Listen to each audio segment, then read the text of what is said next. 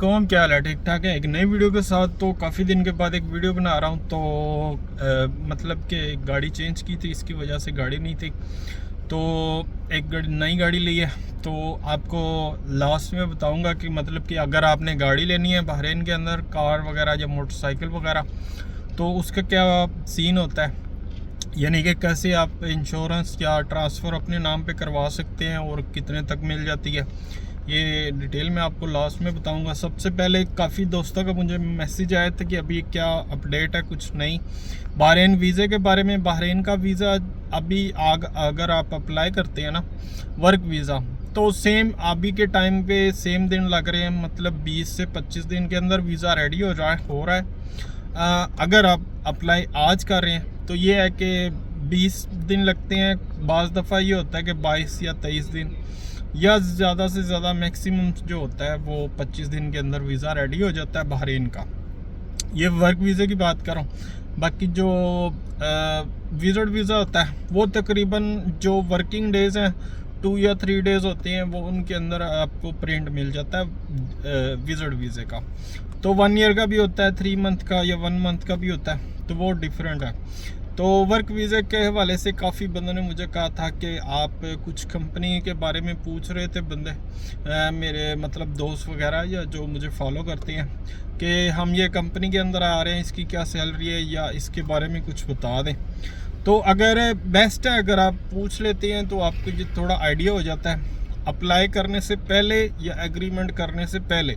मतलब कि अगर कोई बंदा या कोई किसी से अगर आप आइडिया ले लेते हैं तो ये सबसे बेस्ट रहता है कि आपको कुछ आइडिया हो जाता है कंपनी के बारे में। तो ज़्यादातर लोग वो मतलब जो लोग जो है बंदे वो ये पूछते हैं अल्बा कंपनी या 1-2 कंपनीज और हैं उसके बारे में।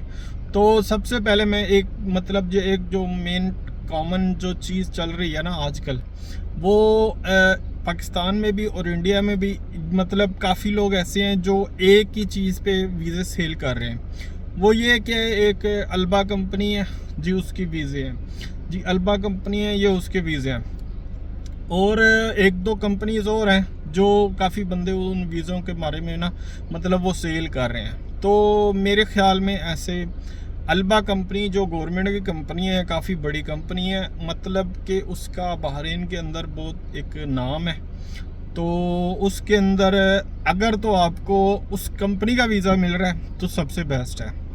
अगर आपको कोई सप्लाई का वीज़ा दे रहा है, यानी कि वो आपको ये कह रहा है कि मेरे पास स्टैंड नहीं है मोबाइल का, इसके लिए थोड़ा वीडियो हिल रही है, तो कोई अगर आपको ये कर रहा है कि हम आपको वीज़ा देंगे, आपने वहाँ पे जाना है और आपने जस्ट उस कंपनी के अंदर हेल्पर या कोई भी एल्युमिनियम की फैक्ट्री के अंदर काम है तो वो करना है, तो अगर वो उस थ्रू आपको भेज रहे हैं तो वो सप्लाई कंपनी हो जाएगी। मतलब अगर आपको कोई भी बंदा इस चीज़ का वीज़ा दे रहा है ना कि हम ये जी, आप देखिए आपके पास से जो वीज़े का पेपर होगा ना, वर्क वीज़े का, उसके पूरी डिटेल होगी आपको, कंपनी का नाम, स्पॉन्सर का नाम, अपना पूरा एक चीज़ डिटेल के साथ आपको वीज़ा मिलता है। तो अगर तो वो अल्बा कंपनी है तो सबसे बेस्ट है। उसकी सैलरी का भी इशू नहीं है, मतलब कि कोई ऐसा मसला नहीं है कि सैलरी मिलेगी नहीं, वो फिक्स टाइम है, उस दिन आ जाती सैलरी, ओवर टाइम भी लगता है, और बेस्ट कंपनी है अगर आप सैलरी के हिसाब से देखेंगे। तो अगर आप किसी सप्लाई कंपनी से आ रहे हैं, मतलब किसी और कंपनी से और सप्लाई कंपनी से, और वहाँ पे वो बंदे आपको भेज रहे हैं, तो ये होता है कि उनका फिर कमीशन होता है उस कंपनी के साथ, मतलब उस फैक्ट्री के साथ, या अल्बा फैक्ट्री, या आप किसी भी जगह से जा रहे हैं तो उनका कमीशन इस तरह होता है कि अगर वो आपको पे कर रहे हैं ना 1 दिनार 5 रुपये या 1 दिनार 2 रुपये पर आवर, तो वो आगे बंदे को देते हैं 7 रुपये या 8 रुपये घंटे के हिसाब से। जो वो 4 या 5 रुपये होते हैं ना, तो वो अपना वो कमीशन रखते हैं, उसके बाद आपको जो मंथली सैलरी होती है वो आपको देते हैं। ये इस तरह का सिस्टम चलता है यहाँ पे। तो आप अगर डायरेक्ट कंपनी में आ रहे हैं तो वो तो बेस्ट है उस कंपनी के अंदर। अगर सप्लाई से आ रहे हैं फिर भी ये है कि आपको इस चीज़ की टेंशन नहीं होगी यहाँ पे आके काम ढूंढने की। बाकी अगर कोई बंदा यहाँ पे आ रहा है जिनके पास कोई स्किल्स नहीं है, यानी कि आपको इंग्लिश या अरबी नहीं आती है, फिर अगर आपको कोई काम नहीं आता, तो फिर भी अगर आप आज़ाद वीज़ा लेके आ रहे हैं तो उसका हिसाब ये होता है कि वो हर, यानी कि एक पाकिस्तान का हिसाब लगाएं तो हर शहर के अंदर एक जगह बनी होती है जहाँ पे लेबर वगैरह बैठे रहते हैं, मतलब कि जिनको कंस्ट्रक्शन का काम या कोई भी काम करने वाले जहाँ पे बैठते हैं, उनका बहरीन के अंदर भी वही चीज़ होती है। आपको 1 मंथ लगे, 2 मंथ लगे, काम ढूंढने के लिए, जॉब ढूंढने के लिए कहीं भी जाएंगे, वो कहेंगे इंग्लिश आती है, अरबी आती है और आपने कहाँ पे काम किया है।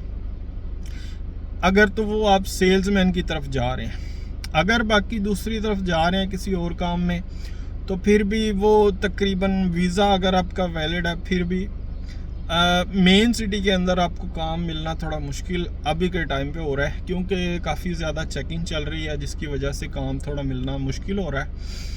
हाँ, बाद में बायर की तरफ, यानी कि मनामा, गुदेबिया या हुरा या जुफेर, इस साइड पे थोड़ा डिफिकल्ट, मतलब मुश्किल है। अगर आप बायर की साइड पे जाएं, कंस्ट्रक्शन साइड पे, वहाँ पे काम मिल जाता है, वहाँ पे बंदे को रख भी लेते हैं, लेकिन फिर भी ये उनके अंदर मतलब डर होता है कि कभी चेकिंग वाले आ गए हैं तो 1000 दिनार फाइन उस शॉप वाले को होता है या उस कंपनी वाले को होता है, अगर उसने कोई बाहर का बंदा रखा हुआ है वीज़े का। अगर अच्छा, एक बंदा, काफ़ी बंदे पूछते हैं आज़ाद वीज़े के बारे में, हाँ जी हमें आज़ाद वीज़ा मिल जाएगा, हम कहीं पे भी काम कर लेंगे। ऐसा कुछ नहीं है। अगर आपको किसी दुकान का आज़ाद वीज़ा आपको वो दे भी रहा है पैसे पूरे लेके, यानी कि एक 700 दिनार का वीज़ा दे रहा है किसी कंपनी का, दुकान का, किसी भी जगह का, आपको बहरीन ने ये नहीं बोला, मतलब गवर्नमेंट ने, कि आपने वो वीज़ा लेके कहीं पे काम करना है। ऐसा सिस्टम अभी के टाइम पे नहीं चल रहा। मतलब जिस चीज़ का आपका, ये जिस कंपनी का या जिस शॉप का वीज़ा है, आपने वहाँ पे काम करना है आके।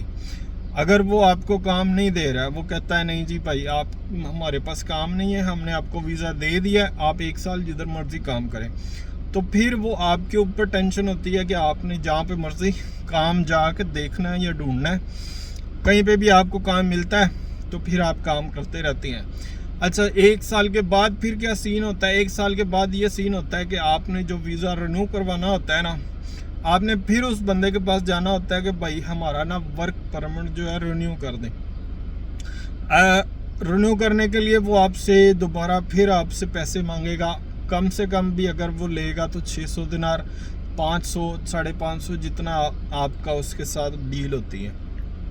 तो इस तरह 1 साल के बाद फिर सेम आपको रिन्यू करवाना पड़ता है। तो बेस्ट ऑप्शन तो ये है कि अगर आपको कोई कंपनी का वीज़ा मिल रहा है, डायरेक्ट कंपनी के अंदर काम भी मिल रहा है, थोड़ी सैलरी कम है, तो फिर भी यानी कि आपको टेंशन नहीं होती है।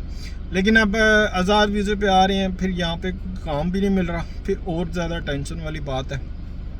तो बेस्ट है, इसलिए आप काम पहले सोच समझ के आएँ, या कंपनी के अंदर आ रहे हैं तो कंपनी के बारे में चेक कर लें, या किसी सप्लाई कंपनी से आ रहे हैं तो वो भी चेक कर लें।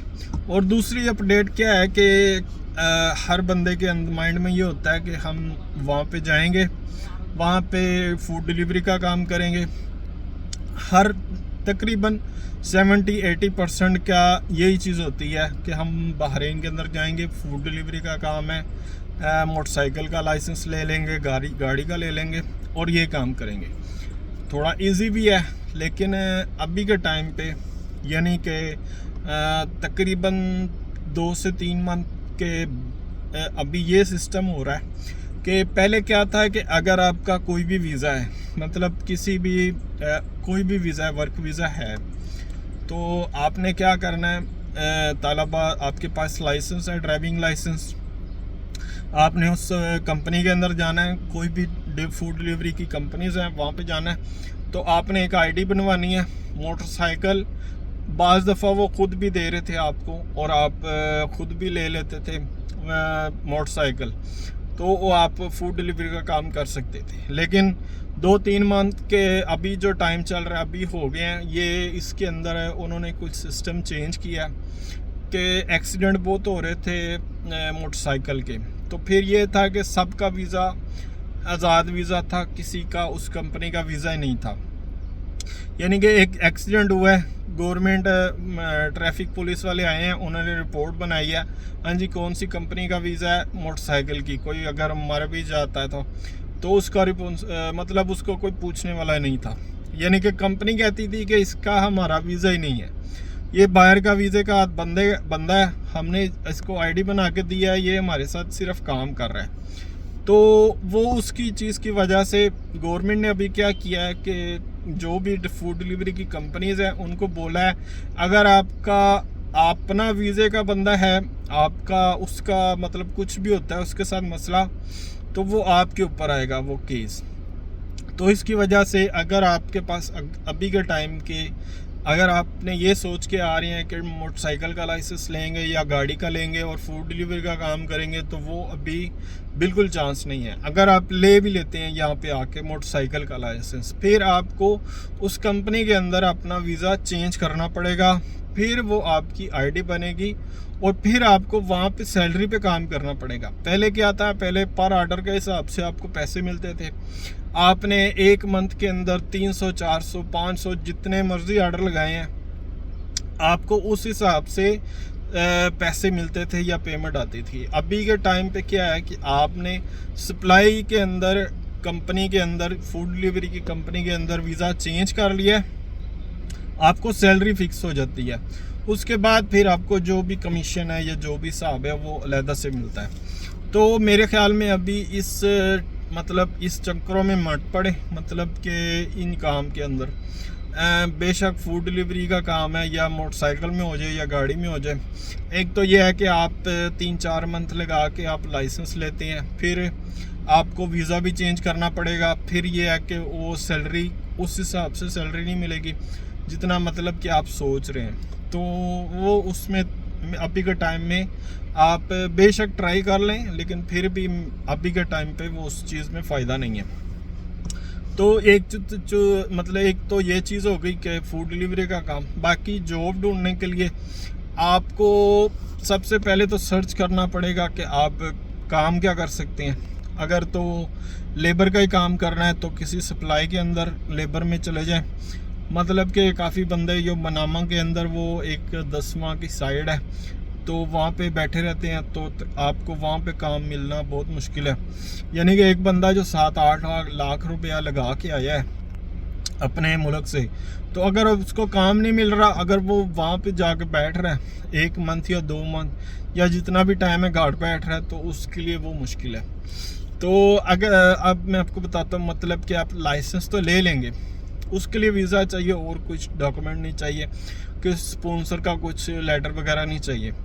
लाइसेंस मिल गया, फिर आपने जब गाड़ी लेनी है ना, तो गाड़ी ये है कि यहाँ पे इतना प्राइस नहीं है गाड़ियों का, यानी कि नॉर्मल के हिसाब से मिल जाती है गाड़ी, कम से कम भी और अच्छी सी मतलब मिल जाती है।